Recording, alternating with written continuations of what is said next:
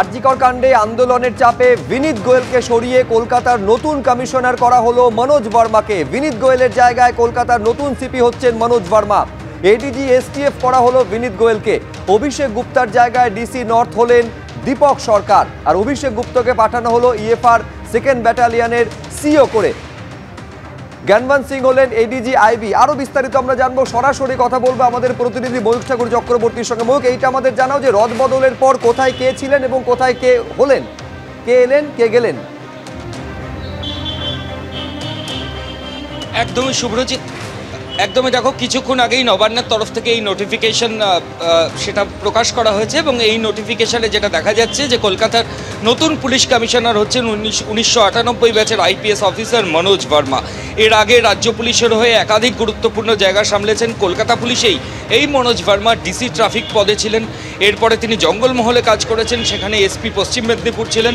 পাহাড়ে যখন অশান্ত পরিস্থিতি ছিল তখন পাহাড়েও রাজ্য পুলিশের নেতৃত্ব দিয়েছেন।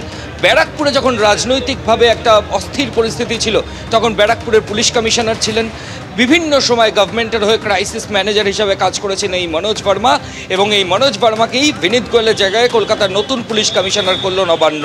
এর পাশাপাশি কলকাতার ডেপুটি কমিশনার নর্থ অভিষেক গুপ্তা, গতকালই মুখ্যমন্ত্রী মমতা বন্দ্যোপাধ্যায় তিনি বলেন যে নর্থের ডিসি তাকেও আমরা ওখান থেকে সরিয়ে দেবো, এবং আজকে নবান্নের যে নির্দেশিকা সেটা দেখা যাচ্ছে যে অভিষেক গুপ্তা এই আইপিএস অফিসার ডিসি নর্থ ছিলেন, তাকে সিও পদে নিয়ে যাওয়া হয়েছে ইএফআরে, এবং নতুন ডিসি নর্থ হচ্ছেন দীপক সরকার। এই আইপিএস অফিসার শিলিগুড়ি পুলিশ কমিশনারেটের ডিসি ইস্ট পদে ছিলেন। এছাড়াও আরও বেশ কয়েকটা পদের রদবদল হয়েছে। রাজ্য পুলিশের আর্থিক অপরাধ দমন শাখা ডিরেক্টরেট অফ ইকোনমিক অফেন্স, তার ডিরেক্টর পদে ছিলেন জ্ঞানবন্ত সিং, তাকে সেখান থেকে সরিয়ে নিয়ে আসা হলো রাজ্য পুলিশের আইবির এডিজি পদে, এবং এই আইবি এডিজি পদে ছিলেন জাভেদ শামীম, তাকে সেখান থেকে সরিয়ে মনোজ বর্মা যে পদে ছিলেন অর্থাৎ এডিজি আইন শৃঙ্খলা, এডিজি ল অ্যান্ড অর্ডার, সেখানে নিয়ে যাওয়া হলো। এবং এর পাশাপাশি বিনীত গোয়েল, কলকাতার যিনি পুলিশ কমিশনার ছিলেন, গতকালই মুখ্যমন্ত্রী বলেছেন বিনীত যেখানে যেতে চাইছে তাকে সেখানেই পাঠানো হবে। বিনীত গোয়েলের আগে এডিজি এসটিএফ পদে ছিলেন, এবং যে নির্দেশিকা আজকে নবান্নের তরফ থেকে বেরিয়েছে শুভ্রজিৎ, তাতে দেখা যাচ্ছে যে মনোজ বর্মাকে পুলিশ কমিশনার করার পর বিনীত গোয়েলকে আবার তার পুরনো পদ অর্থাৎ এডিজি এসটিএফ সেখানেই কিন্তু গভর্নমেন্টের তরফ থেকে তাকে পাঠানো হয়েছে। অর্থাৎ এডিজি এসটিএফ হলেন বিনীত গোয়েল, কলকাতার নতুন পুলিশ কমিশনার হচ্ছেন মনোজ বর্মা। আর অল্প কিছু সময়ের মধ্যেই লালবাজারে তিনি পৌঁছে যাবেন। আমি ক্যামেরা পার্সন দিব্যেন্দু সিংহকে বলবো লালবাজারের ছবিটা দেখাতে।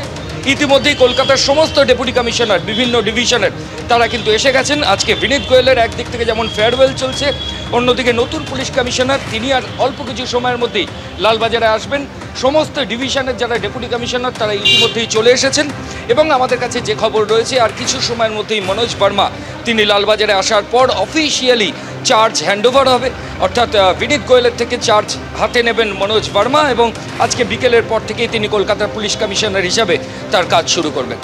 একেবারে মানে কিছু সময়ের মধ্যে দায়িত্ব হস্তান্তরিত হবে এবং সেটা লালবাজারের মধ্যেই হবে।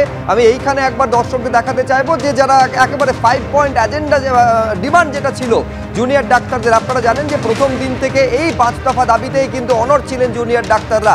সেই দাবি নিয়ে গতকাল মুখ্যমন্ত্রীর বাসভবনে দীর্ঘ বৈঠক হয়েছে, এবং বৈঠকের পর অন্যতম দাবি যে বিনীত গোয়েলকে কলকাতার পুলিশ কমিশনার পদ থেকে সরাতে হবে। এই দাবিটা গতকাল মেনে নেওয়া হয়, এবং গতকাল সে কথা জানিয়েও দেওয়া হয় মুখ্যমন্ত্রী মমতা বন্দ্যোপাধ্যায় যখন সাংবাদিকদের মুখোমুখি হলেন। কিন্তু এই মনোজ বর্মা একাধিক দায়িত্ব সাফল্যের সঙ্গে পালন করেছেন। বাম জমানায় মাওবাদী দমনে বিশেষ ভূমিকা নিয়েছিলেন মনোজ বর্মা। 2008 সাল তখন বাম শাসন, পুলিশ বয়কট হটাতে লালগড় সহ জঙ্গলমহলে বিশেষ দায়িত্ব দেওয়া হয়। পশ্চিম মেদিনীপুরের পুলিশ সুপার হিসেবে এই মনোজ বর্মা নেতৃত্বে মাওবাদী দমনে অভিযান চালানো হয়। 2011 সালে কিষণজির এনকাউন্টারের সময় সিআইএফ অর্থাৎ কাউন্টার ইনসার্জেন্সি ফোর্সের প্রধান ছিলেন এই মনোজ বর্মা। এরপর ব্যারাকপুরের কমিশনার হিসাবে দুষ্কৃতী দমনে বিশেষ ভূমিকা নিয়েছিলেন মনোজ বর্মা। মুখ্যমন্ত্রীর নিরাপত্তা আধিকারিকের দায়িত্বও সামলেছেন তিনি। এডিজি আইন শৃঙ্খলা এরপর সর্বশেষ তার পদ ছিল, যে পদ থেকে এবার কলকাতার পুলিশ কমিশনার পদে নিয়ে আসা হলো মনোজ বর্মাকে। যেমনটা আমাদের প্রতিনিধি ময়ূখ জানাচ্ছিল, কিছু সময়ের মধ্যে লালবাজারে এই দায়িত্ব হস্তান্তরিত হতে চলেছে।